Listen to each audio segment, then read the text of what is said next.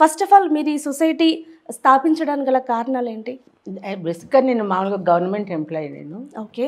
Job చేసేదాన్ని. నేను కొన్ని ఇంట్లో ఆ జాబ్ చేసే పరిస్థితుల్లో ఉంటే కొంచెం ఇంట్లో మా అత్తగారికి, మా మేనత్త, అత్త అంటే అలా కాదు, మేనత్త, నాన్న, అక్క, ఆవిడే నన్ను పెంచారనమాట. టీచర్గా ఉండేవారు ఆవిడ. ఓకే. ఆవిడ కొంచెం సిక్ అయిపోయారు, బాగా సిక్ అయినప్పుడు నేను చేయలేకపోయినప్పుడు అప్పుడు తీసుకెళ్ళి ఒక ఓల్డ్ ఏజ్ హోమ్లో పెట్టాను నేను ఆమెని. అక్కడ కొద్ది రోజులు ఉన్నారు ఆవిడ, ఎక్కువ రోజులు కూడా లేరు. నేను చూడ్డానికి వెళ్ళినప్పుడు అక్కడ హోమ్లో ఆవిడని సరిగ్గా చూడలేదు వాళ్ళు. ఆవిడ నడుచుకుంటూ తీసుకెళ్ళిన దాన్ని లాస్ట్కి బెడ్లో అయిపోయారు నేను వెళ్ళేటప్పటికి. ఓకే. ఇంకా అక్కడ పరిస్థితి చూసి వెంటనే ఇమీడియట్గా నేను అంబులెన్స్ పిలిపించి తీసుకుని వచ్చేసాను ఇంట్లో పెట్టుకొని నేను ఆవిడకు అప్పుడు చేశాను. నేను అప్పుడు 30 32 ఉండొచ్చు అనుకుంటాను.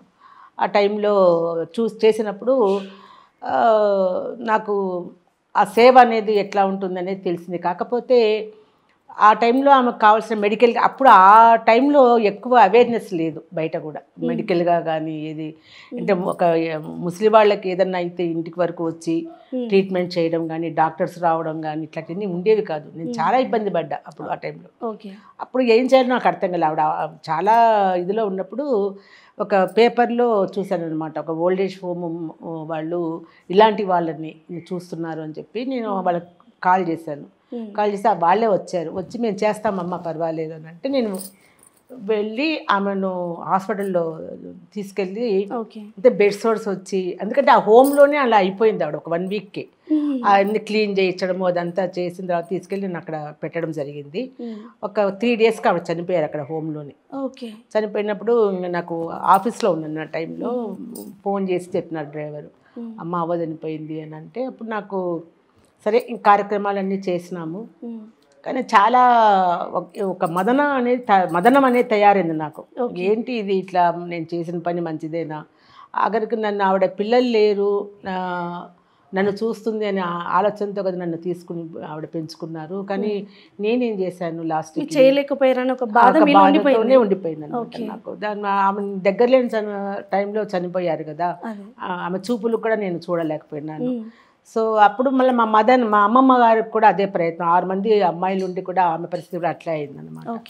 అదే ఓల్డ్ ఏజ్ హోమ్లో ఉండలేదు, కానీ ఇంట్లో పెట్టుకుని అంత పెద్ద ఏం చేయలేకపోయారు వాళ్ళు కూడా. ఆవిడ కూడా చనిపోయినారు.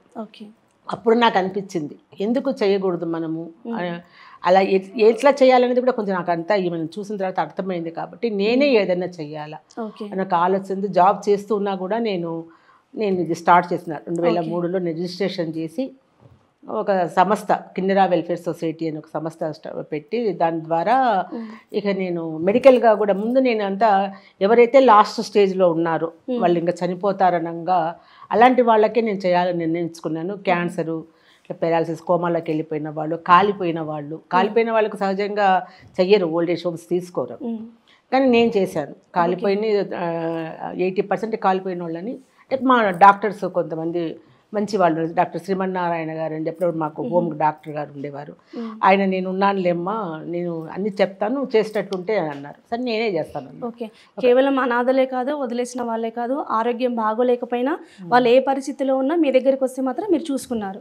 ఎక్కడెక్కడి నుంచో వచ్చేవాళ్ళమ్మా, ఇక్కడే కాదు, ఎక్కడో కర్నూలు, ఇక్కడ వైజాగ్, విజయవాడ, ఎక్కడి నుంచో తెలిస్తే తెచ్చేవాళ్ళు.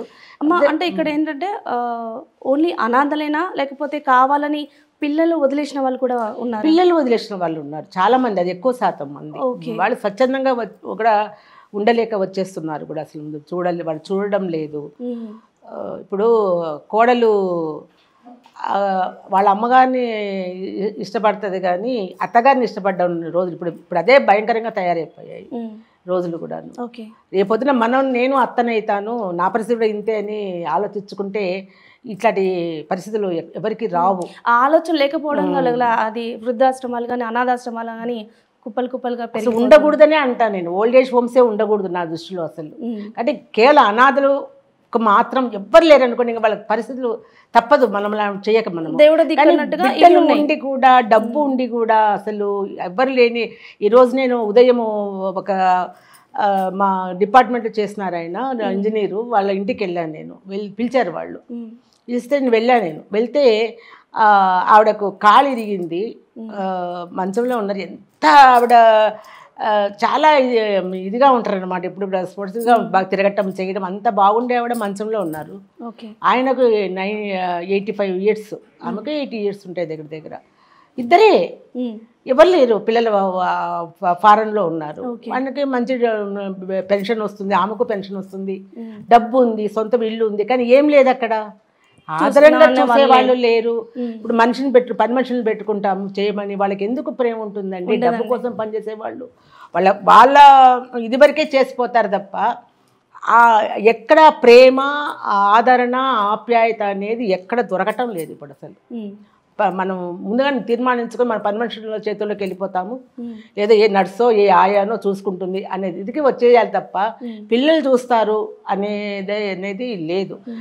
నా హోమ్లో అయితే చాలా జరిగినాయి అట్లాంటివి, చాలా జరిగినాయి సంఘటనలు. చాలా అనుభవం కూడా మీకు ఆల్రెడీ వచ్చేసి ఉంటుంది అమ్మ. అలాగే ఈ సొసైటీ మీరు ఎప్పుడు ప్రారంభించారు?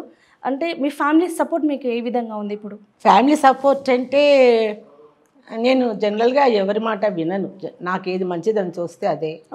ఫస్ట్లో మా హస్బెండ్ వద్దనే అన్నారు, ఎందుకంటే అంత బెడ్ రిడెన్స్, ఆరోగ్యం బాగలేదు, పిల్లలు ఇబ్బంది పడతారు, ఇట్లాంటి వాళ్ళకి ఎందుకు చేయాలా, నీకేం అవసరం ఇది, నువ్వు జాబ్ చేస్తున్నావు కదా, నువ్వు ఎందుకు చేయాలా, అదే చాలా హ్యాపీ లైఫ్ కదా, ఎందుకు బర్డెన్ తీసుకుంటామని వాళ్ళు హాయిగా ఉండొచ్చు కదా అని చెప్పి అంటారు అనమాట.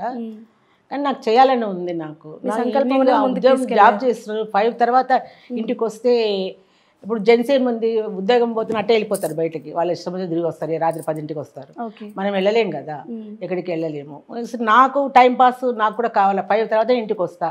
ఆ టయాన్ని నేను ఎట్లా ఉపయోగించుకోవాలా, నేను ఇలాంటిది నేను చేసుకుంటూ పోవాలని ఆలోచనతో పెట్టుకున్నాను అనమాట. అది నేను అందుకే ఎవరి మాట వినలేదు, ఎందుకంటే డబ్బు నాది, నేను జాబ్ చేస్తున్నాను, నా ప్రాపర్టీస్ నాకు మా అమ్మ వాళ్ళు ఇచ్చినట్టు ఉన్నాయి, నా డబ్బు నేను పెట్టుకుంటాను, ఎవరిని అడగడం లేదు, మీరు ఇవ్వండి నేను చేస్తానని అంటం లేదు.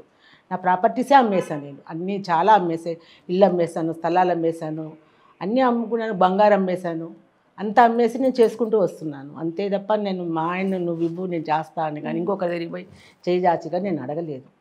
కాబట్టి నా ఇష్టం అది, నేను చేసుకుంటూ పోయాను అనమాట. మీరు ఆ రోజు తీసుకున్న నిర్ణయానికి కట్టుబడి ఎప్పుడు స్థాపించారు? 2003 అంటే దాదాపు 20 సంవత్సరాలు దాటింది. ఇప్పటికీ సపోర్ట్ అలాగే ఉందా? ఇప్పటికీ ఏమన్నా అంటారా? సపోర్ట్ అంటే మేము కలిసి లేము. మీరు కలిసి లేము. ఆయన ఎప్పుడో వెళ్ళిపోయారు నా జీవితంలో నుంచి. నేను నా పిల్లలు అంతే. నా పాప పెళ్లి చేసేసాను నేను. బాబు వచ్చేసి చిన్నవాడు అప్పటికి, ఆయన బయటికి వెళ్ళిపోయినప్పుడు మా బాబు చిన్న 2 years బాబును పెట్టుకొని, సో మా మదరు మా అమ్మ మా నాన్న, నాకు కూడా 3 తమ్ముళ్ళు, వాళ్ళు కూడా అమ్మ నాన్న చూడలేదు. అమ్మ నాన్న నేనే తెచ్చేసుకున్నాను. ఇక వాళ్ళతో పాటు అంత 40 మంది ఉండేవాళ్ళు అనమాట, అందరూ అమ్మ నాన్న అంతా కలిసి. సో బాబుని చిన్న బాబుని పెట్టుకొని జాబు బాబు హోమ్. సారీ అమ్మ, మిమ్మల్ని ఇబ్బంది పెట్టాలని నేను ఈ క్వశ్చన్ అడగలేదు. చూసే ప్రతి ఒక్కరికి కూడా అర్థం కావాలి మీరు ఏం సాక్రిఫైస్ చేసి సమాజానికి సేవ అందిస్తున్నారనేది చూసే ప్రతి ఒక్కరికి కూడా అర్థం కావాలని అడిగాను తప్పితే మిమ్మల్ని బాధ ఓకే నాకేం బాధ లేదు, ఎందుకంటే చాలా జీవితాలలో జరుగుతున్నాయి ఇవన్నీ ఇప్పుడు కూడాను. నేను చాలామంది ఇంటర్వ్యూలు చూస్తున్నాను. నేను ఒక ఆడ మనిషి పైకి వచ్చింది అని అంటే, ఇప్పుడు ఒక మగవాడు అన్ని విధాల ఇదిగా వచ్చాడంటే కన్నా ఇంట్లో భార్య ప్రోత్సాహం ఉంటుంది ఖచ్చితంగా. కానీ ఒక ఆడది ఇలా బయటకు వచ్చిందంటే ఆ మగవాడు పెట్టే బాధలు ఉంటాయి, అది తట్టుకోలేక బయటకు వచ్చేసి వాళ్ళు ఇలాంటివి చేసే వాళ్ళు కూడా చాలా మంది ఉంటారు, అందులో నేను ఒక